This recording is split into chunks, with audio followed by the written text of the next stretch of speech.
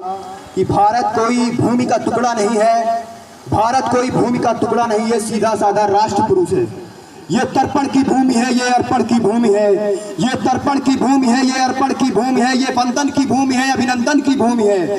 ये यहाँ की नदियाँ नदियाँ हमारे लिए गंगा है, यहाँ के कंकड़ कंकड़ हमारे लिए शंकर हैं। और जब हमारी अस्थियाँ नदी में बहेंगी, यदि कोई उनमें कान लगा के पूछेगा तो वो भी बोलेंगी वंदे मातरम, जय भारत।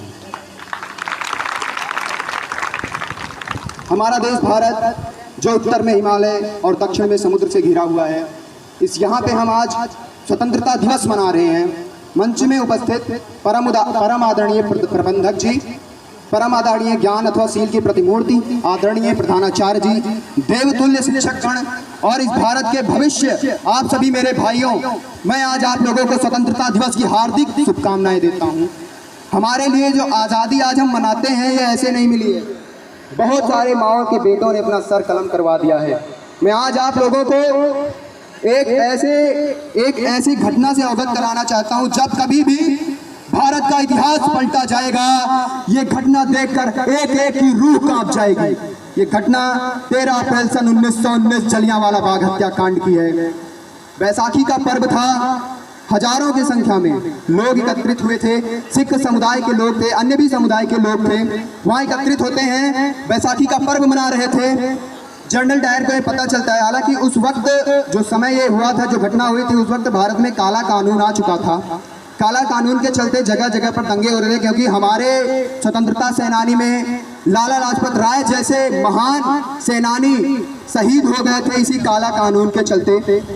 तो जिससे भारत के लोगों में बहुत आक्रोश हो चुका था, बहुत ज़्यादा आक्रोश था।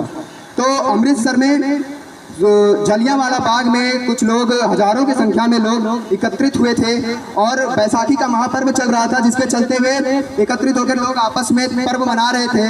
वहीं जनरल डायर 12 अप्रैल को ही ये बात लागू कर देता है पूरे एरिया में कि कहीं भी लोग एकत्रित ना हो पाएं। हालांकि ये गुप्त रखी गई ये बात, और जनरल डायर को जैसे पता चलता है कि जलियांवाला बाग में कुछ लोग एकत्रित हुए हैं और कुछ संगठन कर रहे हैं, क्रांतिकारी भी वहाँ एकत्रित हुए हैं, तो जनरल डायर अपनी बटालियन लेकर वहाँ पहुँच जाता है और बाग के एकमात्र गेट के सामने लगभग अपने भारतीय सैनिकों को और गोरे सैनिकों को बंदूकों के साथ लगा देता है और एक बार वो सिर्फ कहता है कि सभी लोग शांत हो जाइए, ये सभा अभी अभी बंद करिए। और हमारे स्वतंत्रता सेनानियों ने ऐसा नहीं किया, जिसके लिए वो सीधा सीधा आदेश दे देता है, फायर।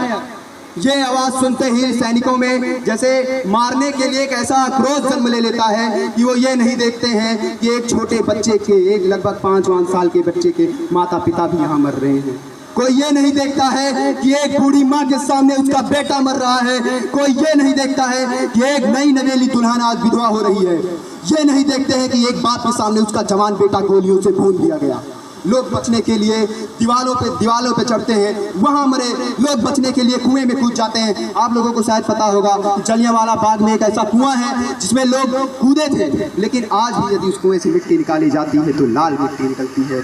जरा सोचिए, ये दिल दहला देने वाली घटना जिसके सामने हुआ होगा, वो उसके दिल में कितना आक्रोश हुआ था। ऐसा माना जाता है कि उस हत्याकांड में सरदार उधम सिंह वहाँ बैठे थे। सरदार उधम सिंह के सामने ऐसा हुआ। सरदार उधम सिंह बचपन से ही बहुत पीड़ा में जीले थे। उनकी माँ उनके सामने दम तोड़ देती है, उनके पिता मर जाते हैं, एक उनके बड़े भाई थे वो भी मर जाते हैं। वो बचपन से ही अपने सामने ऐसी घटनाओं को देखने के उनका दिल पत्थर का बन चुका था। लोहे जैसा जिगर रखने वाले उधम सिंह ने वहाँ पे ये प्रण लिया कि जिसने हमारे भारत के भाइयों को मारा है उसको गोलियों से भून देंगे। और वे अखंड मेहनत करते हैं, बढ़ई का कार्य करते हैं, ताकि वो जा सके, लंदन जा सके और अपना प्रण पूरा कर सके। हालांकि जनरल डायर जो था वो मर गया किसी बीमारी के कारण, लेकिन उसको बचाने वाला जो ओ डायर था, उसको सरदार उधम सिंह ने लगभग 20 साल बाद उसके ही देश में जाके उसके ही बंदूक से, उसकी ही गोली से उसको भून के रख दिया। ऐसे लोहे जैसा जिगर रखने वाले हमारे देश में जन्म लिए हैं। इनके लिए मैं चाहूंगा कि आप लोग तालियां जरूर बजाएं। मैं ये देखकर सहम जाता हूँ कि कुछ लोग ये भी कहते हैं कि दे दी हमें आज़ादी बिना खड़क बिना ढाल, साबरमती के संत तूने कर दिया कमाल। मैं इस पंक्ति के दूसरी पंक्ति से मैं बिल्कुल प्रभावित हूँ। सत्य है, यदि कभी इतिहास पलटा जाएगा तो महात्मा गांधी के व्यक्तित्व के बराबर तो क्या कोई उनके आसपास भी नजर नहीं आएगा। ऐसा महान व्यक्तित्व था महात्मा गांधी का। किंतु जब मैं ये सुनता हूँ कि दे दी हमें आज़ादी बिना खड़क बिना ढाल, ये मुझे समझ नहीं आई ये बात। अभी मैंने आपको सरदार उधम सिंह की कहानी बताई है। जनरल डायर को उन्होंने मारा, उनको फांसी हो गई। कैसे बिना खड़क बिना ढाल के भाई हमें आज़ादी मिली है। इसीलिए मैं 2-4 पंक्तियां आप लोगों के समक्ष प्रस्तुत करूंगा कि कतरा कतरा खून दिया है, कतरा कतरा खून दिया है, दी जवानी जुनून दिया है, खड़े अंग्रेज यदि माने नहीं तो गोलियों से भून दिया है। कतरा कतरा खून दिया है, दी जवानी जुनून दिया है, खड़े अंग्रेज यदि माने नहीं तो गोलियों से भून दिया है। गोरियों के गाल नहीं थे, गोरियों के गाल नहीं थे, ना ही आवाज मजीरों की, खनखनाहट गूंजती थी सेल्यूलर में जंजीरों की, खनखनाहट गूंजती थी सेल्यूलर में जंजीरों की। अरे राजनीति से मिली नहीं है, राजनीति से मिली नहीं है, ना ही खरीदी पैसों से, सौदा लहू के मूल हुआ है भगत सिंह के जैसों से।